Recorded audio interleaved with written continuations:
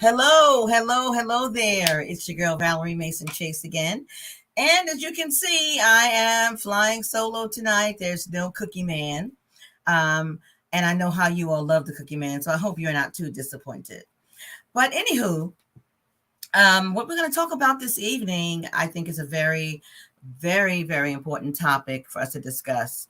And I have a special guest on this evening. It's going to be just he and I. None of the panelists are on with us this evening, at least not on screen. They may be here viewing.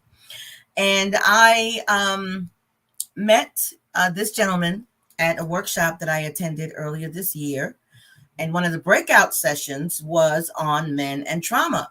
And I was so impressed with his presentation and so taken with the subject, not just as a counselor, but also as someone who had a long-standing nursing career, the last 8 years of which was at the Philadelphia VA hospital. So I had some experience personally with some men and trauma. So I wanted to do this episode tonight because I think it's something that we need to talk about a bit more. So without further ado, I'm going to bring on our very special guest, Mr. Jonathan Bittner. Hi, Jonathan. Hello, thank you for having me here tonight. Yes, and I so appreciate you showing up. Hi, Vanessa. Thank you for watching. So I'm going to read Jonathan's bio, and then we're going to jump right into it because we have a lot to cover on tonight. So Jonathan Bittner served in the U.S. Army for close to 9 years. During his time in the military, he deployed to Afghanistan in 2007 through 2008, where he protected the battalion chaplain and at times provided mental health care to wounded and grieving soldiers, airmen, sailors, and Marines. After being medically retired from the Army in 2013, Jonathan spent several years giving back to veterans in various roles, such as crisis hotline operator, director of a peer support nonprofit, and currently as a director of operations for a nonprofit that runs a crisis hotline for veterans, along with various other programs. Jonathan wanted to pursue a career in mental health. So in 2017, he went back to school to finish a bachelor's degree in psychology at Immaculata University. In 2019, after completing his degree at Immaculata, he attended Chestnut Hill College, where he completed a master's degree in clinical and counseling psychology with a trauma certification. Jonathan is currently working on a PsyD at Immaculata University and is a mental health therapist at a group practice he founded. Jonathan specializes in trauma and works primarily with veterans, first responders, and their families. Jonathan also works for the Penn Trauma Violence Recovery Program as part of his doctoral practicum and works alongside the Penn Trauma Surgery Team. Their focus is working with gunshot victims from Philadelphia. He also sits on the Community Advisory Board for University of Pennsylvania for their PTSD, TBI, that's traumatic brain injury, and suicide prevention programs. Wow, that is quite an extensive resume. So again, thank you, Jonathan. And just let me give a shout out to Jackie. And as Jackie said, thank you for your service, Jonathan. That is always appreciated. You are very welcome. I just have to say that I have always had kind of a soft spot for veterans, but when I started to work at the Philadelphia VA hospital, that increased exponentially my love for the veterans, my respect for the veterans, because unless you see it firsthand, unless you see the evidence of the brokenness, not just the physical trauma and physical brokenness, but the mental, emotional, and psychological as well. And after having experienced that, as I said, my respect just increased exponentially. And there's a saying that some of the veterans had, no one serves alone, because your family serves with you. It's not just you. It's you and everyone who is emotionally attached to you in any way. Yes. And that's a really big point. And, people just look at the veterans as the one who do struggle. And it's actually their family members too. And I would even go as far to say as the nurses, the psychologists, the doctors who treat veterans. And I will Mhm. be the first to admit that the veteran population is not always the easiest one to work with. Yeah. So thank you for what you did for so many years, helping my community. Yeah. And you know what? They're not always the easiest community to work with. However, from my experience, after having 42 years as a nurse, they are the most grateful. Mhm. Very, very grateful. Very, very grateful for any service that is provided for them. But I mean, I could talk all day about the vets. So we are here to talk about trauma, men and trauma specifically. So, Jonathan, I always like to start with defining terms. Mhm. So, what exactly is trauma and what is it not? So trauma really can be any kind of event or situation that happens to an individual throughout their life. It could be anything from a car accident to infidelity, from a divorce, Mm, all the way up to mhm, witnessing somebody, dying or passing away. So mhm, trauma, there is a very large spectrum with that. So again, it's looking at an event or a series of events that have occurred. And what it is not is I would say that even though trauma is something that is negative, it doesn't always mean that it will affect everybody the same. And by mm, that, I mean some people may go on to develop some mental health issues, and mhm, other mhm. people may not. And so I think when trauma or the word trauma comes up, people automatically assume that this is going to have a negative impact on somebody's life, which, we could go and look at the varying degrees of a negative impact. But for Mhm. so many people, it can also help them restart their life and help them make an impact for others. So I would really Yeah. like to stress that what it is not is like a life ending. It doesn't have to be a life ending situation. Yeah. And it's interesting that you say that because it sounds as if you're saying a number of people could experience the same traumatic event, but the impact it has on them is different. And you mentioned a spectrum, and the spectrum I would imagine could be from none or very little to extreme. Would Mm, that be accurate? yes, that is very accurate. Mm. And I'm wondering if there is anything in particular that might determine how that trauma will impact someone, where they may land on the spectrum. And that's a very good question. And there actually is. And one of the factors that comes into play when looking at trauma is childhood trauma. Mm, There's something called an ACE score, adverse childhood experiences. There's a test that you can take, and it really looks at, and there's multiple versions of this with varying degree of questions and number of questions. But this test will cover, whether as a child that you've experienced, uh, somebody who struggled with substance abuse in the home, whether your parents were divorced, whether you saw abuse take place, whether mhm, you went without food growing up. mhm, mhm. There's various questions just depending on the specific test that you take.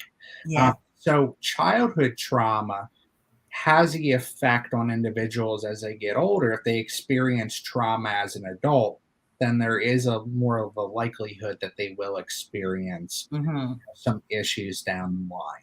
Yeah. For some people, there could be a genetic component. So, if their mental health runs in the family and then the individual experienced trauma as an adult, that could set them off a little bit. And then there's ones who have multiple different traumatic experiences as a child, and then they experience something as an adult, and they Mhm. don't really have any issues that follow them. So it is kind of an interesting thing. I think there still is a lot of research that is being conducted in this realm and looking at trauma and who gets affected and who doesn't. Mm-hmm.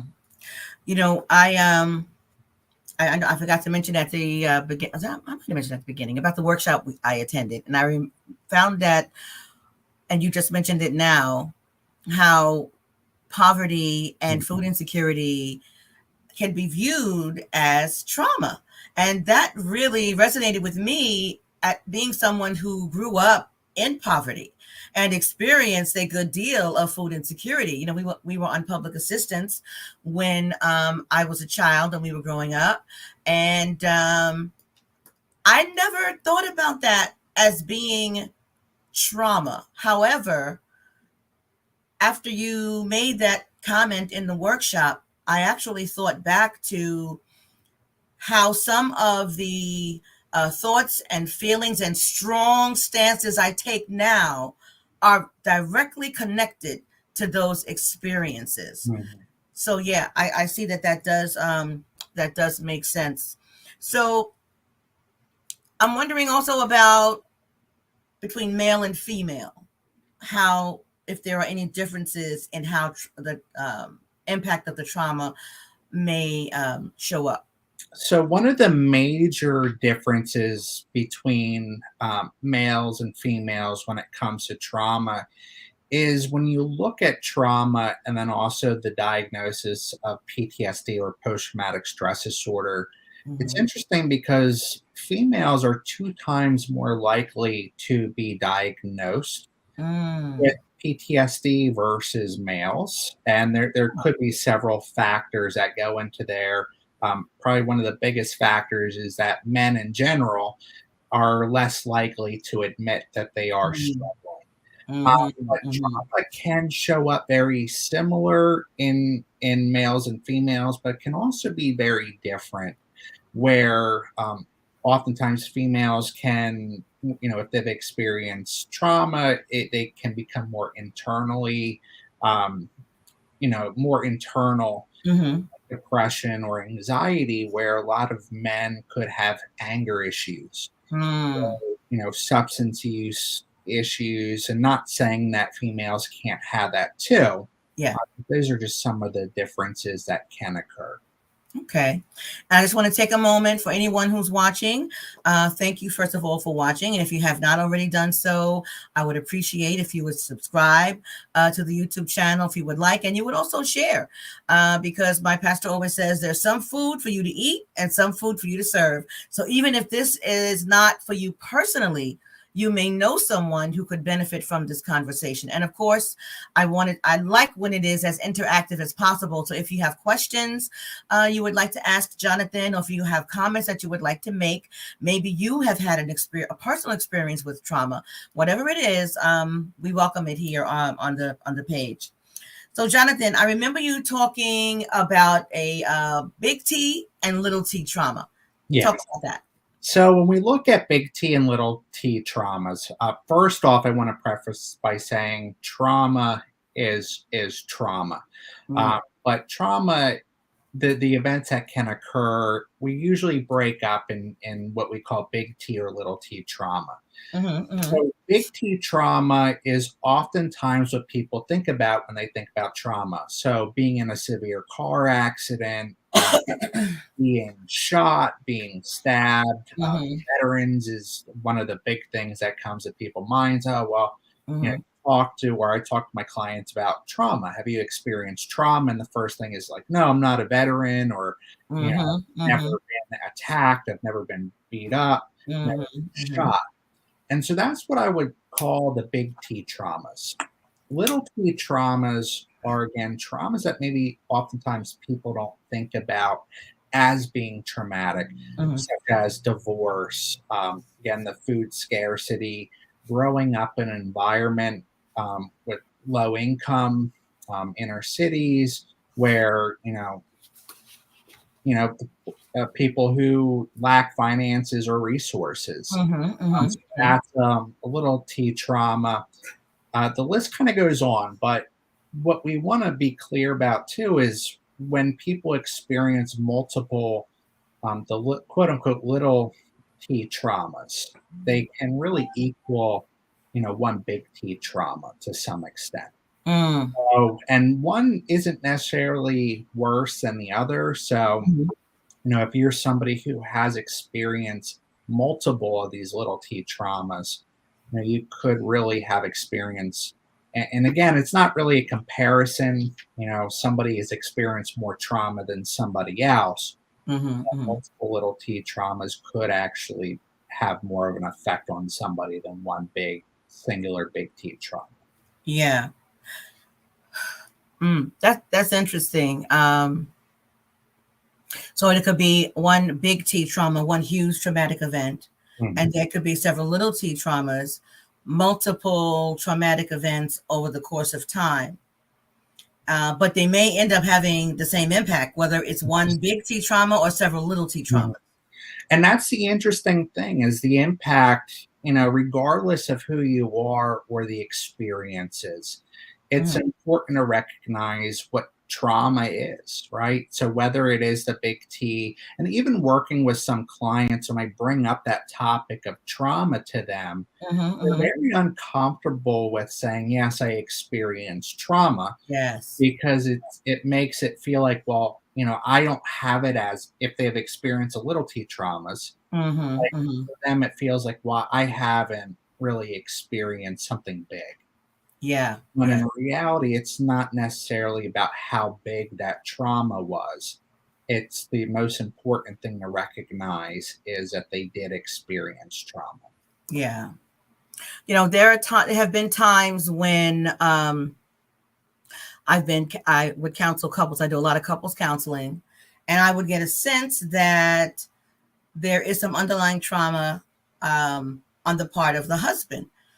And at that point, I would recommend some individual counseling. Mhm. So, what are some of the things, signs, behaviors that a wife or a partner can look for in her male counterpart that could raise her suspicion Mhm. for trauma? And so that can really be, this is a really good question. And it's actually one that maybe people don't think about enough when it comes to, if they're married and looking at their significant other, their husband, whoever. Mhm, mhm, There can be quite a wide, um, range of emotions is one thing. And again, it just depends on the individual. For example, if your significant other husband is usually somebody who laughs a lot, likes to have fun, even that in some ways could be mhm, what's underlying that. So, the term class clown, mhm, whoever was the class clown in school, oftentimes that comes up because there was trauma at home and the mm, child was acting out in school.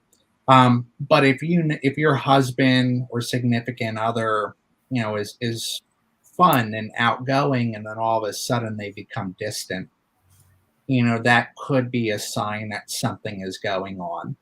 Um, or the complete opposite of that, if your husband or significant other is somebody who maybe is quiet, but then all of a sudden now they're out and can't stop moving around, mm, staying mhm, busy is a kind of a symptom of that too, where it's hard for them to sit and be able to relax.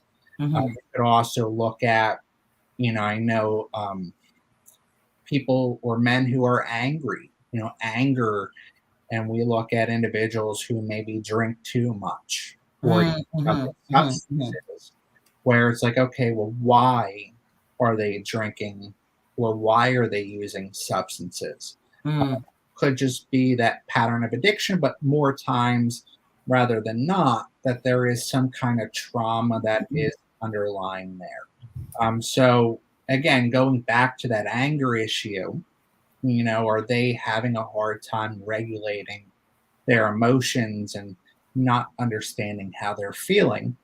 mhm. To me, that's a symptom like, okay, there's something going on Yeah. where maybe that's what we need to look at. The other another way too is if somebody who doesn't usually show emotions, Maybe they start crying or expressing emotion. Mhm, mhm, mhm.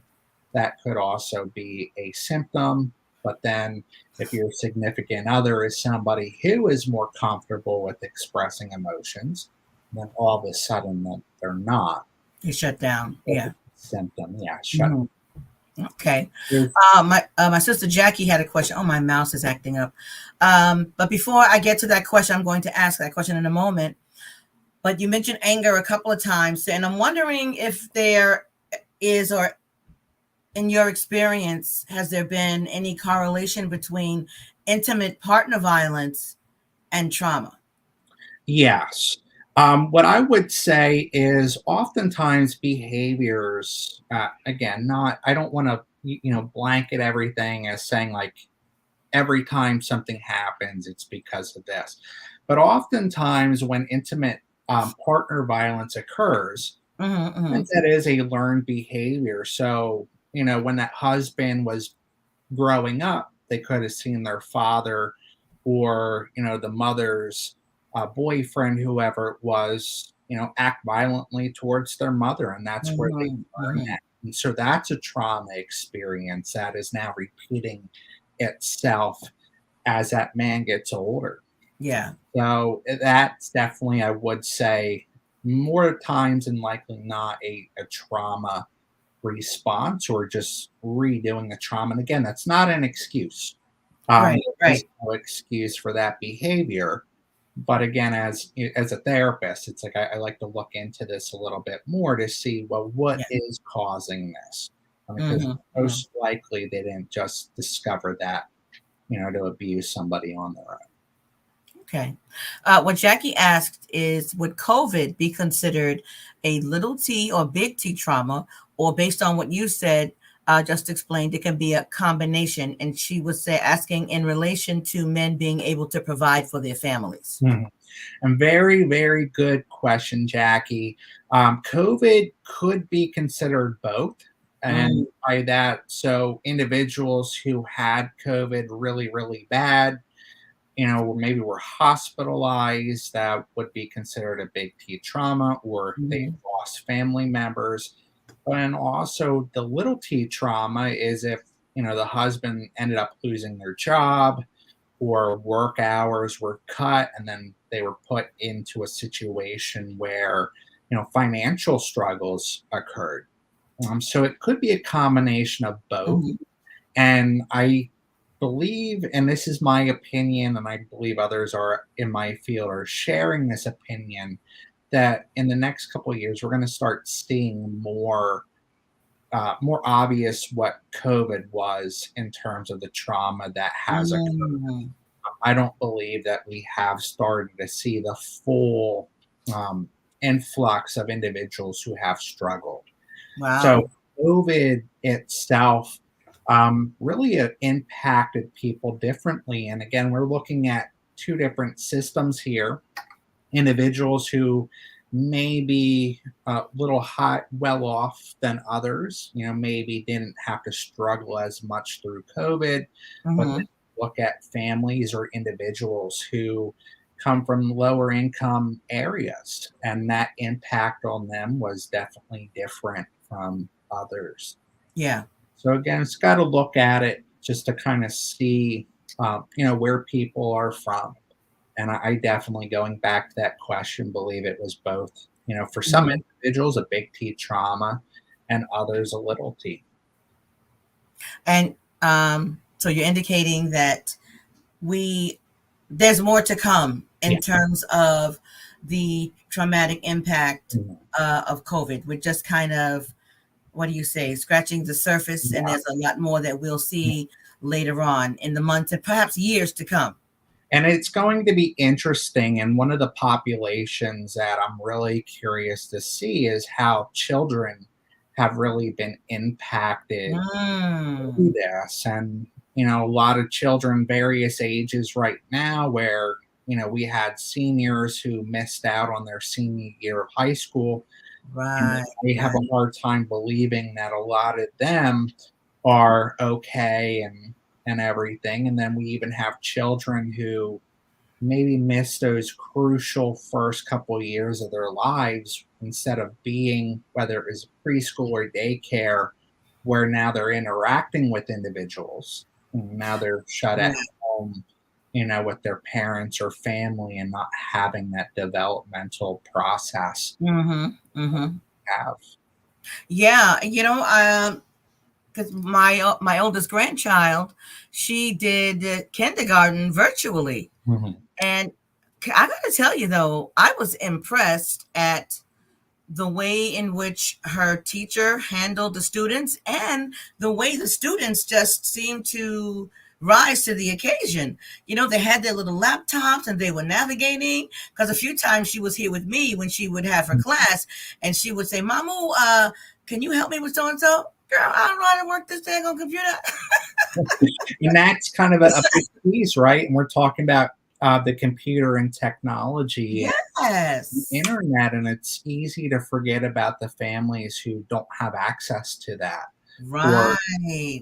districts across the country, or even here in the Philadelphia area where their schools don't have the resources or the funds to send kids home with laptops or Mm-hmm. whatever it was, whatever piece of technology, and then going weeks or maybe months without connections with people. So Yeah. that's kind of the other aspect. And and again, it's so interesting how COVID impacted people differently, just depending on where they are in the country.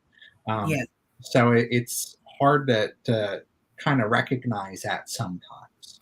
Yeah, yeah, but like you said, it's probably going to show up later, because in the earlier years in school, that socialization piece Mhm. is so important, and they didn't have that. Yes. Or even, the children who were a little bit older, right? Not Mm, even being able to read, or, missing out on learning how to read. And yeah. that's actually one of the aspects when we look at, trauma, especially when it comes to poverty. One of the big things when it comes to poverty is people who aren't able to read. Uh, Mm, in mhm. communities where the words escaping me right now for the literacy rates in some impoverished areas are very low. And Mm, so it's mhm. like when COVID comes, it's my mind goes to those communities. It's like I'm really hoping that these kids are able to catch up on reading. Yeah, yeah, yeah, and because that is so incredibly important to be able to know how to read. And it may shock some people to know that even in 2023, there are some individuals who cannot read, and they're not all elderly either. No, there's a lot of children, and it's really sad, and especially, again, it's like this is all related to trauma. And Mm, we could look at little t traumas where students who maybe struggle with who can't read, and they're in a classroom with other children, and yeah. probably one of my worst memories in school is being called on to read in front of the class. And, sometimes this opens up, children to bullying because Right. they don't know how to read, and now they're put in front of their peers, Mm, and now they feel like they look silly. yeah. So that's also can be a little T trauma. Hmm. And then for some individuals, that anxiety and that fear, follows them through the rest of their lives. Yeah. Yeah, that's true. That's true. So, Jonathan, what are some of the possible outcomes if trauma is left untreated? So again, let's start with the ACE score, right? The adverse childhood experiences, and looking at trauma, and then Hmm. we'll shift to maybe some of the big T traumas. But what they're finding when it comes to the adverse childhood experiences, when they're handing this test out to individuals, they do the quiz, and they have followed them throughout their lives, and they found that children who grew up, meeting, I believe it was 5 or 6 or more Hmm. off the checklist there. experience more physical health issues such as Mm-hmm. cancer, various illnesses, substance abuse history, also mental health, depression, post traumatic stress disorder. So their life expectancy wasn't as low as individuals who didn't experience that much childhood Mm-hmm. trauma. We could look at people who experience, whether it's veterans or other individuals, if the trauma isn't treated, what tends to happen is higher rates of suicide is Mm-hmm. a really big thing, especially in the veteran community right now, where the numbers within the last couple of years is they're estimating probably it used to be about 22 veterans a day uh, took their lives, and now the numbers seem to be a little bit higher. Yeah. So they're saying maybe 24 to 26 veterans a day Mm. take their lives. The other aspect of untreated trauma is substance abuse. And then we're looking at overdoses. People who use heroines, that really opiates are the big thing right now. Mm-hmm. Unresolved trauma, um, leads to people trying to mask it or feel better, self medicating. Yeah. So that's really a big thing.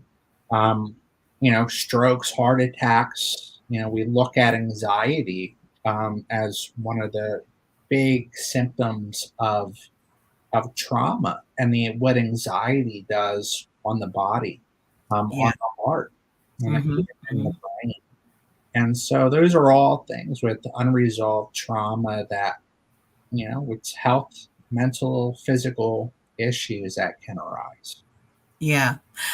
Something I found in many, not all, but many of my clients who present with anxiety, um, after having met with them for a while and getting some history, very often there is some underlying trauma that they have experienced at Mhm. some point in their life that has been unaddressed. Yes.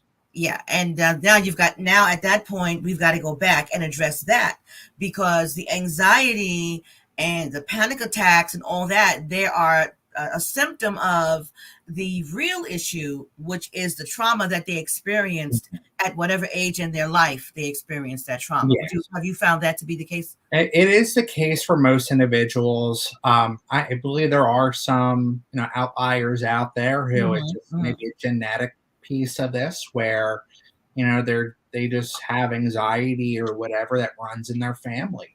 But Hmm. really for most individuals, if you dig down into it, there's something that has happened during their life Yeah. that you can trace this back to. And it's one thing that I do with my clients is really it's like taking them back to when was the first time that you noticed this? Mm-hmm. Um, and sometimes it could happen just with age, as brains develop, Mm-hmm. as bodies mature, it's, some things could become out of whack. But oftentimes, like I said, and you said, it's like you can trace it back to an event that has happened or a series of events. Mm-hmm. Mm-hmm. And that is why an individual experiences that now. Yeah. So when you are counseling someone or treating someone who has had a traumatic experience and they've been diagnosed with PTSD or some other diagnoses, what are your preferred methods of treatment? So my preferred method of treatment is I'm an EMDR therapist. I do a Mhm. lot of EMDR, which stands for eye movement, desensitization, and reprocessing. So it looks at, they're actually not quite sure how it specifically works, but kind of the basics of this is it uses bilateral stimulation of the brain, Mhm. whether it's eye movements or they're finding that there's, we call them tappers or pieces of Yeah. plastic that people hold in their hands where Mhm. it vibrates from one side to the other. So I use that with a lot of my clients who struggle with trauma, whether it's PTSD or even just anxiety. And I find that it helps them kind of clear some of whatever is holding them back from, Mhm. moving on past that piece. Another, I use a kind of a mixture of different therapy approaches. I know CBT, cognitive behavioral therapy, is really big out there. Mm-hmm. Not fully sold on that. I am Mm-hmm. more of a psychodynamic, which is going back to childhood, what has happened during Mm-hmm. childhood. But cognitive behavioral therapy is, I do use some bits and pieces, right? Yeah. So looking at bodily sensations, your thoughts and behaviors. So the thought is that your thoughts and your behaviors, and then also, like, or some people use feelings, how they're all connected. Mm-hmm. Mm-hmm. Usually there's like what they call a core belief, is whether Right. I'm not good enough, or I am, you could fill in the blank, and it's just moving past that, and accepting or working through whatever that core belief is. And then eventually those individuals will not have to struggle so much with the trauma. Mm-hmm. There's different approaches out there, but again, mostly what I deal with is a lot of EMDR, and I do use a little bit of CBT in there. Mm-hmm. Mm-hmm. Mm-hmm. Now, when you are utilizing EMDR, do you utilize it primarily through the trauma narrative or consistently throughout the treatment process? So, and it really depends on the client. So, I have specific clients who come to me just for EMDR therapy. They Mm-hmm. will have another therapist that they see, who does more of the talk therapy on the side. So, with those clients, I'm very regimented. There's a couple phases. I think there's about 8 or 9 phases of EMDR, where it's like we're going to start at the beginning and we're going Mm-hmm. to work through. And then once those memories are clear, then we actually see, is there anything else, that we need to work on? And typically, what the belief is with EMDR is you want to target that first traumatic experience, Mm-hmm. because how an individual reacts during that first one, unless those behaviors are corrected, those inappropriate, or the behaviors that aren't useful, then that's how that individual is going to respond to similar situations throughout their life. And so if Mm-hmm. you're able to clear that first one, then the rest of them become easier to use. Yeah. And so those are very regimented. I also have clients who I'll use bilateral stimulation with them just through the course of a therapy session, where maybe they feel stuck on, or unable to kind of move past a specific spot. I'll just introduce a little bit of bilateral stimulation with them, and it seems like they're able to work through that. So it just depends on the client. Okay. And for those who are watching and are not familiar with bilateral stimulation, just explain what it is you mean by that. So our brain is made up of two sides, a left and a right. Um, and what we think is, like, the memories get stuck in some part of the brain. So Mhm. it is the belief that trauma is stored in the body. And Mhm. there's a book, The Body Keeps a Keeps the Score. score. I know that's a great book. It's a Bessel really van der good Kolk, book. or some. I think that's his. Yes, Say his name. yes. It's a great book. Yeah. Definitely worth reading if you are interested in how trauma is stored in the body. But it's like Mhm. those experiences and memories can oftentimes get stuck in the brain. So with the bot, and again, they're not quite sure how it works, but bilateral stimulation is, just, again, switching from the left and right side of the brain. One of the ways you can really do that at home is just crossing your arms and then tapping, with your right hand on it's opposite on the computer screen, Mhm. like, Mhm. just tapping, and it just releases for whatever reason, whatever's stuck in the brain. Mhm. Yeah, It's that's so good. interesting. That's good. So, what are your thoughts on using EMDR virtually with a virtual session? So virtually, it works just as good. I use a program. There's a free program out there for clinicians who do use EMDR, where it usually uses eye movements. You Mhm. could have a client connect headphones, and then there's like an audible noise that switches from side to side.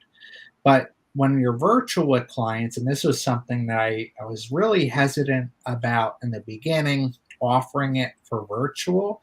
But when I got trained in EMDR, COVID was going on, and there I did have some virtual clients who were interested in it. But it uses the eye movements. So there's a program that we use that we send a link to our clients. They click on it, and it brings up a dot that there's a it makes your screen blank, and then there's a dot in the middle of the screen that moves from the left side of the screen to the other. Mm, It actually okay. works fairly well. I was very surprised. Okay. I'm asking about that because I see clients virtually. Mhm. And actually, I have signed up. I haven't taken the course yet, but I have signed up for a course on how to do EMDR virtually. Okay. Because, as you said, I think initially it was kind of frowned upon Mhm. about attempting to do EMDR virtually, but now there are so many clients who are virtual and prefer virtual, and virtual works best for them. Yeah. It fits their life better, and we don't want those clients to miss out Mhm. on a treatment that could be beneficial to them. Yes, and that's important, and even technology is changing, where now there's even ways where you can buy the tappers, where your client can buy the tappers, and it's sent to their house through this Mhm. virtual platform, and then you can, control the vibrations from your computer screen. So it's so interesting with how technology is evolving, Yes. because of how what COVID did, and now that EMDR is changing a lot. Yes. Vanessa said that she personally went through EMDR therapy, and she found it to be very interesting how it works, and she believed that it did help her some. Mhm. Yeah, and that's what I hear a lot from clients. And so I had actually had EMDR therapy myself. When I came back from overseas, Mhm. I came late to EMDR. Just about 4 years ago, my therapist started using EMDR therapy with me, and it really worked. And so that's why I went and got trained in it. Mm, okay. During the workshop where you facilitated, you also mentioned stellate ganglion block, or SGB. Talk about that a little bit.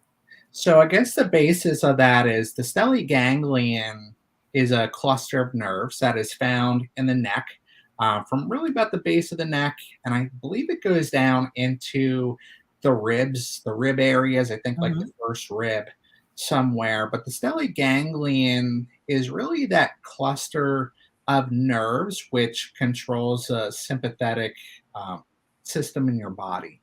Mhm. So the fight or flight, and that's a term that people are familiar, or most Yes. people are familiar with. So when you experience some kind of danger, you either well, there's actually a couple: fight, freeze, fawn, and my mind's blanking again. But anyway, so fight or flight. It's that people with PTSD that gets triggered even when they're not in danger. Mm. And so what they had found is the stellate ganglion block is a procedure that's been done for decades for pain.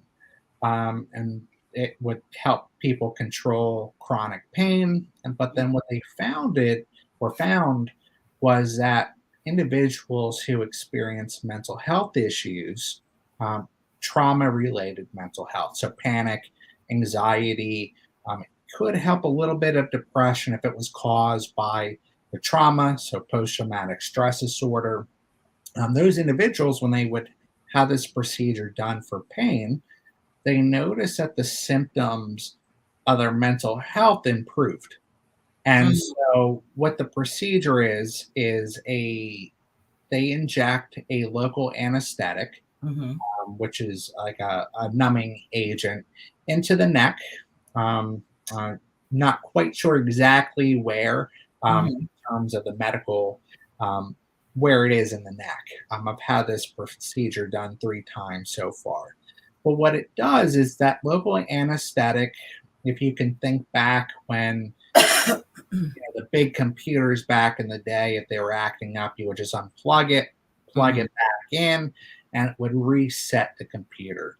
Mm. That basically what it does to the brain and the sympathetic nervous system is that injection goes in, and within minutes, now it kind of disconnects the brain and plugs it back in, and then you see an immediate decrease in the fight or flight response.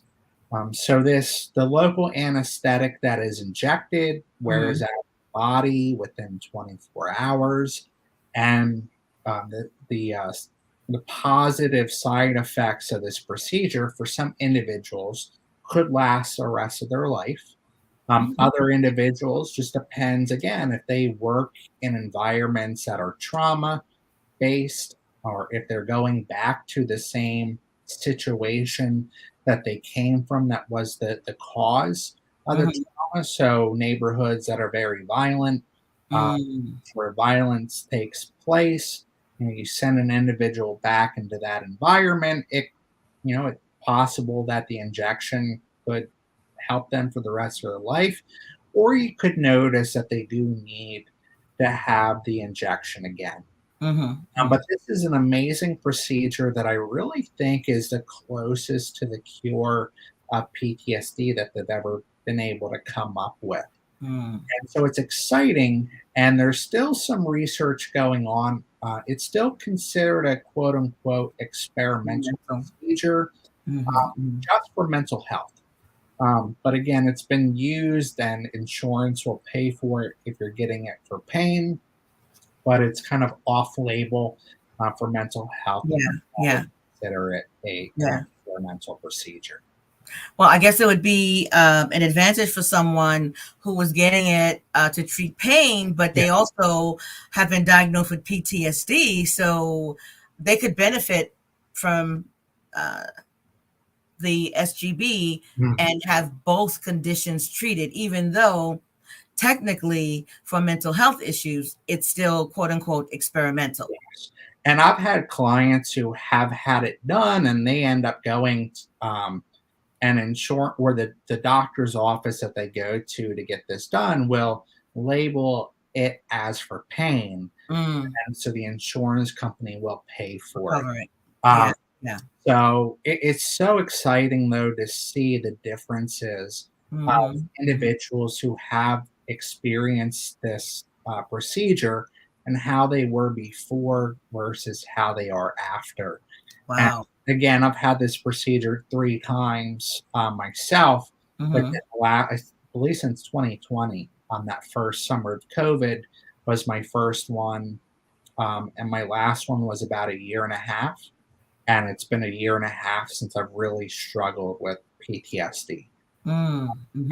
One of the symptoms that it's helped me with was panic attacks. Mm. So I haven't had a panic attack in a year and a half, where Wow. it used to be multiple times a week. Uh, Wow. so it was actually a last ditch effort. My wife had found on the internet some videos of this. I had actually heard about this procedure over 10 years ago. I was like, there's no way that I'm going to trust somebody to stick a needle in my neck. And so I wrote it off for years. And then, I was just out of a place of desperation. Said, I'm going to do this. I'm going to take the chance. And it's been life changing. Wow. That is a significant change Mhm. going from having several panic attacks a week to not having had one for a year and a half. Yes, and That's it's yeah. it's incredible, and it's one of the reasons why I was able to get through my master's degree. It's why I'm able to do what I do every day. Um, Mhm, I mhm, used to have very severe panic attacks where it would almost come on like a seizure, where I would mm, shake, I would, tense up and really not be aware of where I was at during the time. And even throughout undergrad, when I was in my mhm. undergrad program, I almost had to drop out of school because it was so bad. Uh, Wow. but thankfully, the college was amazing. and they worked with me through that time. So again, if it wasn't for that procedure, I would not be doing what I am now. Yes. Well, my hope and prayer is that it will go from experimental to an accepted treatment so that those who need it can get it and have their insurance cover for it. I really hope so too. And like a lot of trauma related research, veterans have been really the front lines of Mm, the research. And we look at PTSD. That term came about because in the 80s because of Vietnam veterans. right.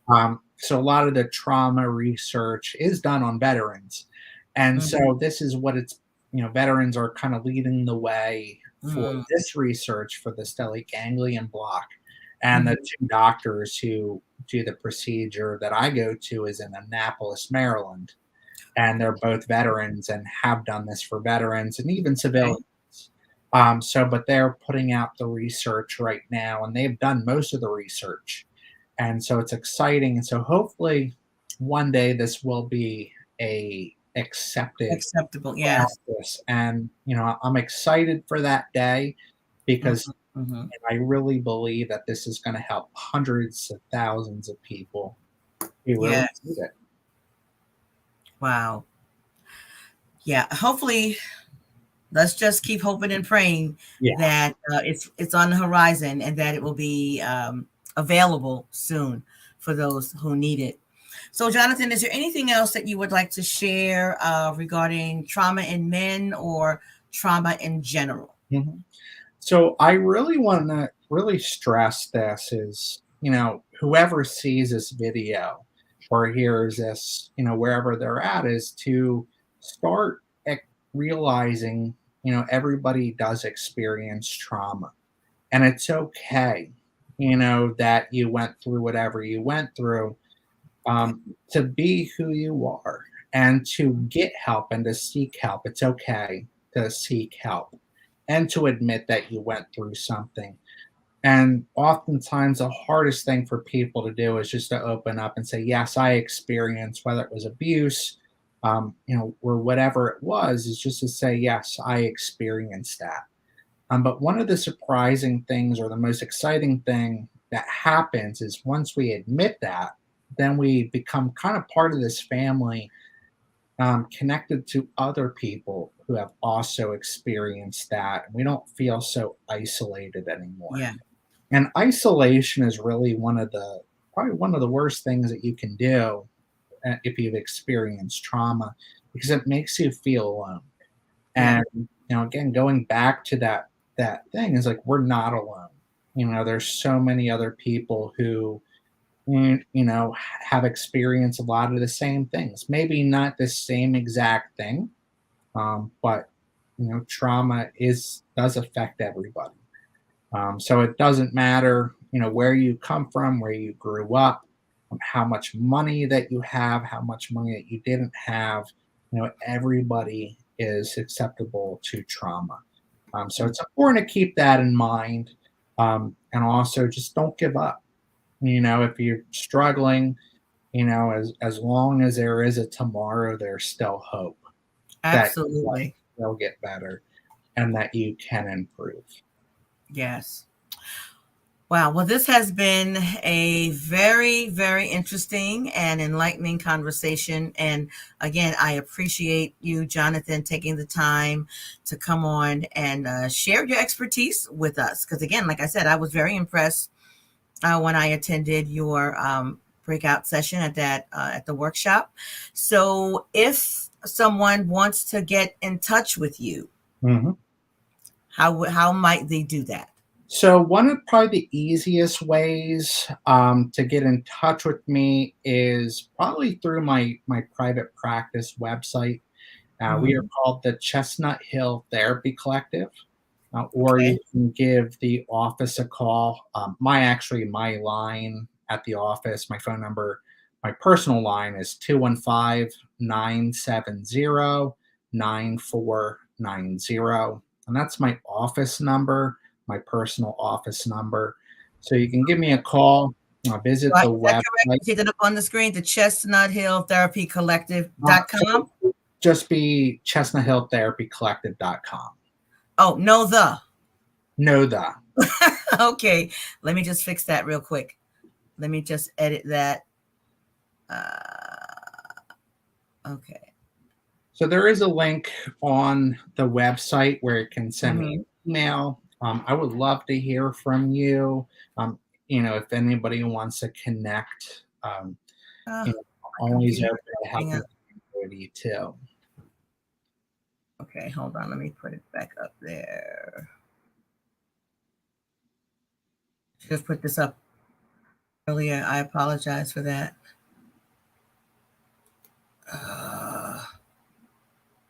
Okay. Oh, hit save, Valerie. That will help. ChestnutHillTherapyCollective.com. There you have it.